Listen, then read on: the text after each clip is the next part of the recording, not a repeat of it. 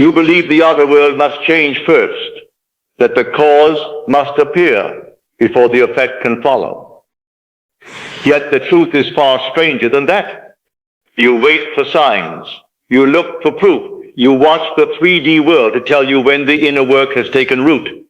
But the more you watch, the more distant the change appears. For what you call evidence is only the delayed echo of a state you no longer occupy. You ask light to show you the beginning, not knowing the beginning is born from the very end. You refuse to assume. And so you struggle, wondering why nothing moves. You try to feel what you have never lived. You try to summon a sense that seems impossible. You try to become something your world has not yet confirmed, and the effort leaves you weary. But the failure was never in your ability. It was in the order you assumed. For reality does not begin with cause, then travel to effect. In the inner world, the effect becomes the cause. Adopt the feeding of the end, and the beginning must rearrange itself. Take the tone of fulfillment, and life will bend to reflect it.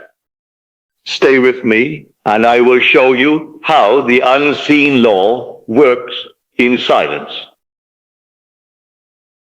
The law of reversibility is the simple yet solemn truth that every effect carries within itself the power to become its own cause. Men judge by sequence. They see a beginning, then an end, a seed, then a harvest. But in the inner man, the line is folded, and the end rests in the beginning, as surely as the oak sleeps in its acorn. When I speak of reversibility, I speak of this hidden link, that what you accept as true in the depths becomes the force that summons the very facts it implies. The world you touch is but the shadow, cast by an assumption held long ago, and the echo cannot precede the voice that called it forth. Understand this, and you stand at the threshold of creation. You have been taught to trace life backward from cause to effect, yet the scriptures speak otherwise. Declare the end from the beginning, says the prophet, not as a poet's flourish, but as a statement of law, for the beginning takes its shape from the end you dare to accept. When the mind moves to the conclusion of a desire and rests there as though it were already done, it plants a seed that must unfold in time, not by strain nor by striving, but by the quiet certainty that the unseen root will one day rise into visible form. This is reversibility.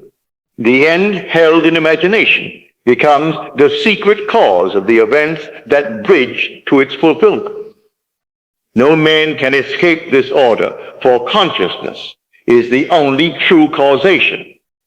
To understand reversibility is to cease wrestling with appearances, for appearances are but the garment of an older assumption, and no garment can outlive the pattern from which it was cut. When you look to the world to tell you what is possible, you bind yourself to the past, but when you assume the end, you loosen the old pattern and allow a new one to be woven.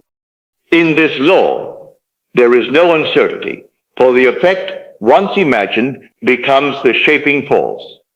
Take the tone of the fulfilled desire into your being, and let the outer world take care of its own rearrangement.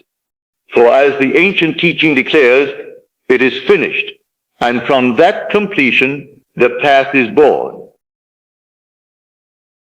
The great misunderstanding is the belief that you must feel the literal emotion of an experience you have never lived. Men try to summon the thrill of wealth, the warmth of companionship, the security of success, and finding no such feeling in the senses, they conclude the law has failed them. But I never asked you to imitate the emotion itself. I asked you to rest in the essence, the quiet tone that accompanies the fulfilled desire. The senses cannot supply it, for the senses only report the past. Yet imagination moves beyond the borders of memory. To ask the senses for proof of what is not yet seen is to seek the living among the dead. The tone is not an emotion you force, it is a condition you accept. When I speak of feeding the end, I do not ask you to create excitement or passion.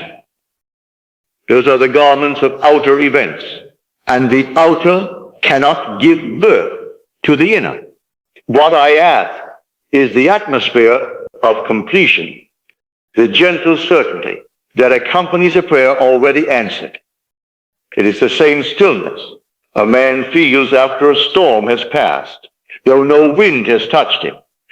The same inward quiet that comes when a burden lifts, though nothing outward has changed.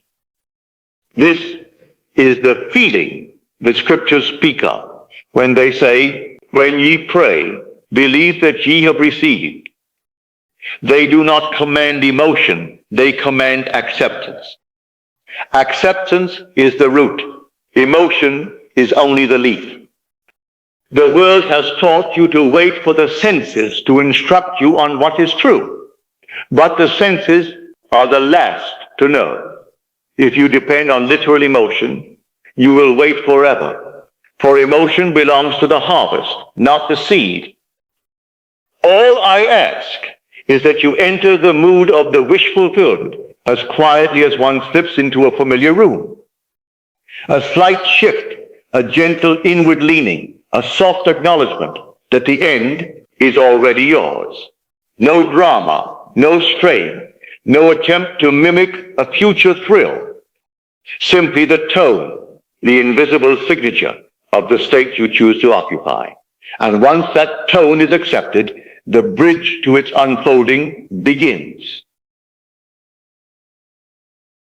To practice reversibility, begin always with the effect, not the cause. The clearest approach is the art of hearing from the end. Imagine you overhear a friend speaking of your desire as something already settled, not with excitement, but with the calm certainty of a completed fact. You are not constructing a scene of effort. You are intercepting a consequence. A single phrase is enough, for the effect carries its own logic. In that imagined sound, you receive the end, and the end becomes the origin point from which the entire sequence must unfold. This is not speculation. It is the law in motion. Another application is the golden rule, understood in this creative dimension. Assume for another what you would claim for yourself, not as sentiment, but as spiritual causation.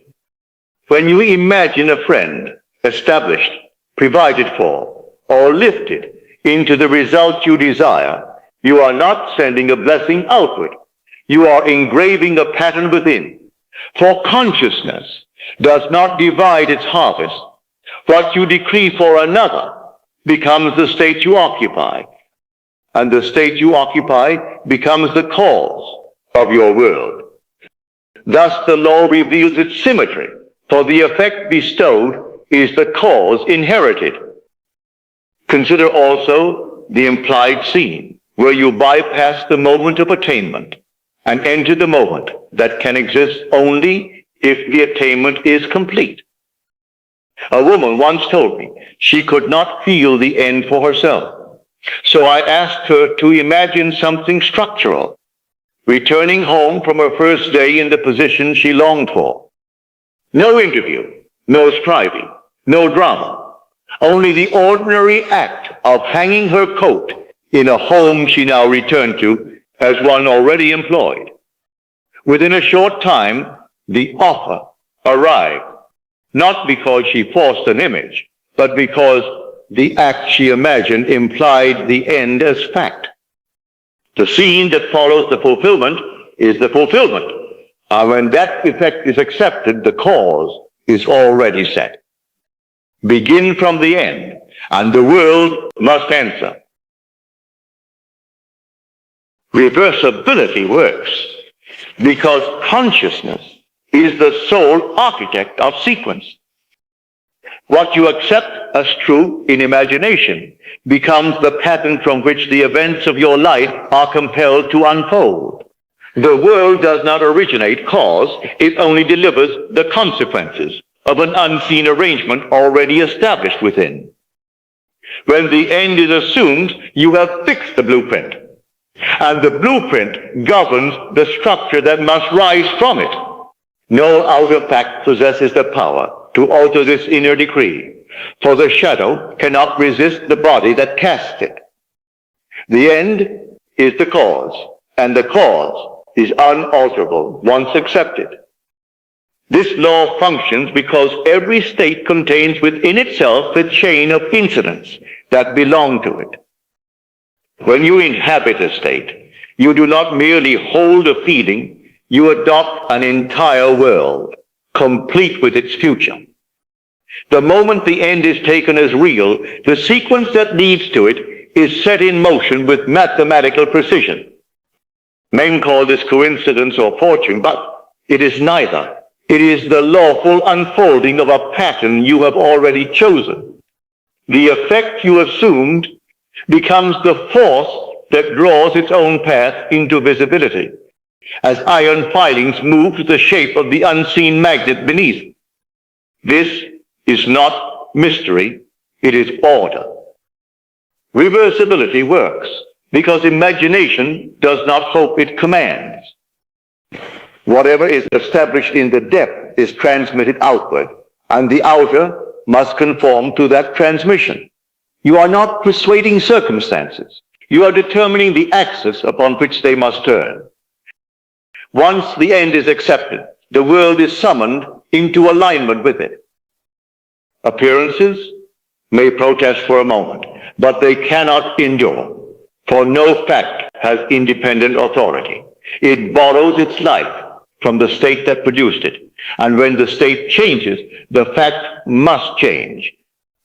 This is why Scripture declares, "My word shall not return unto me void," for the word is the imaginal act, and the fulfillment is its inevitable return. Walk now as the one who has already issued the decree. You are not waiting for fulfillment. You have altered its origin. What you have accepted in imagination has fixed the pattern, and the pattern governs the form that must rise from it. Do not descend into doubt, for doubt belongs to the world of appearances, and appearances possess no creative power. The cause is behind you, not ahead of you.